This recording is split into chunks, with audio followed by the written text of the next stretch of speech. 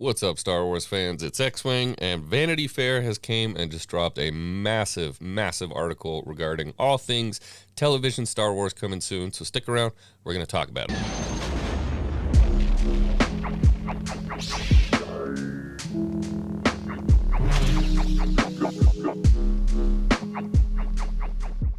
Is television the way forward for Star Wars? Well, it definitely seems like Lucasfilm feels that way. We just got a massive article from Vanity Fair detailing a whole bunch of stuff about all of the Star Wars shows coming up.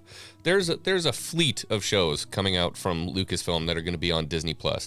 But there's also some talk about some movies that are coming out, and we're going to touch on that. Now, this article from Vanity Fair is a beast. It's huge. It covers all kinds of different stuff from Ahsoka, Mandalorian, Kenobi, Andor. It is all over the place, and it kind of skips around. So for this video, we're going to focus on one part of it, and that's because it's my favorite part. They got to sit down and talk about Hayden Christensen and Vader, and I want to focus on that for just a little bit. So first thing we get is this cover. In this kind of blue scale, you can see Ahsoka, Din, Kenobi, Andor up there, with the tagline, "The Rebellion will be televised inside the master plan for a fleet of new shows." And we're going to kind of skim through some of this stuff, but you can see there's some more artwork here. You've got Vader, Reva, Kenobi, and then the character playing Mon Mothma, who was actually Mon Mothma in Rogue One as well. I'm super stoked to see her back. This article kind of details that we're going to be seeing a lot of Mon Mothma too in Andor, and personally, I'm super okay with that. I wasn't a huge fan of Cassian Andor, but I'm a huge fan of the time period that he existed in. So if we get a lot of Rebellion, awesome. If it's a bait and switch, and instead of getting a whole story about Andor, we get a whole story about Mon Mothma and the Rebellion, then let's go, do it. But as I'm scrolling through and listening to all these different stories that Kennedy's going on about different things that happened at Lucasfilm, the production ideas they had when it came to Mandalorian, Jon Favreau and Dave Filoni kind of butting heads and then becoming best friends talking about the production of Mando, I come across this gem. Buddy. You're as beautiful as the day I lost you. So as we're scrolling through, I see this picture of Hayden training as Vader. I get so excited, and it jumps right into this little article talking about something that I've been talking about ad nauseum on my channel, and I'm glad to see that it's actually out there in the ether and people are talking about it.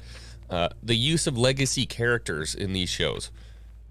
Are they doing too much? Are they paying attention, or are they just throwing stuff at the wall and seeing what sticks? And actually, I heard something really great from Michelle, who is one of the company's lead development chiefs.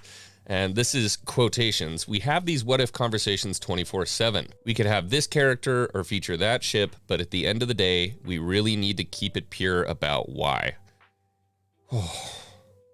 That's like chicken soup for the Star Wars soul to hear somebody that's ahead at Lucasfilm talking like that. It's great. And I know it's just a little bit of flap jabbing, but it's really important to fans like me that this is something that they're paying attention to, and they're not just doing whatever for whatever's sake. The article goes on to detail a meeting between Deborah Chow and Hayden Christensen where they're sitting in front of a fire with a cup of tea talking about coming back into Star Wars and what this means. So it had been 14 years since Revenge of the Sith, and the actor assumed his galactic glory days were done.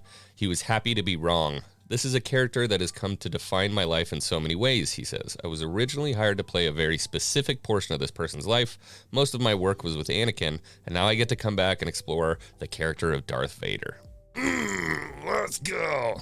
And then there's a very interesting little tidbit here that says, technically you don't need Christensen for Vader. All you need is the mask, a hulking figure in the suit, and if you're lucky, James Earl Jones' imperious voice.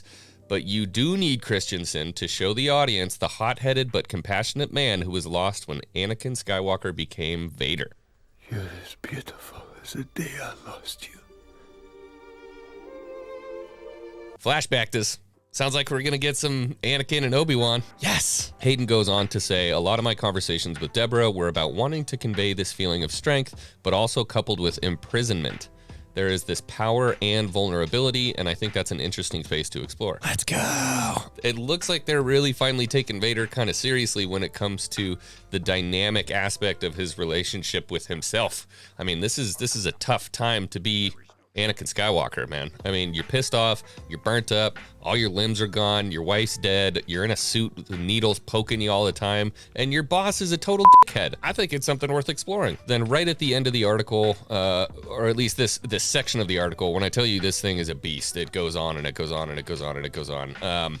For this section, Deborah Chow kind of talks about the relationship between Obi-Wan and Vader, and how everybody thinks there's this epic contempt for one another. They really hate each other. But she says, for me, across the prequels, through the original trilogy, there's a love story dynamic with these two that goes through the whole thing.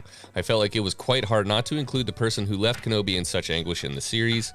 What intrigued her was the idea that despite what Vader had become, Kenobi might still care deeply about him. That's always been a super interesting aspect about Vader and Kenobi that, you know, when you look at A New Hope and you hear Obi-Wan talking about Anakin, I mean, he still loves Anakin to his core, but he knows what he's become is something completely different. So, interesting little battle of the psyches there. I could go on talking about this all day. I'm probably going to make a couple different videos about this article because there's a bunch of stuff with Ahsoka. There's a bunch of stuff with Andor.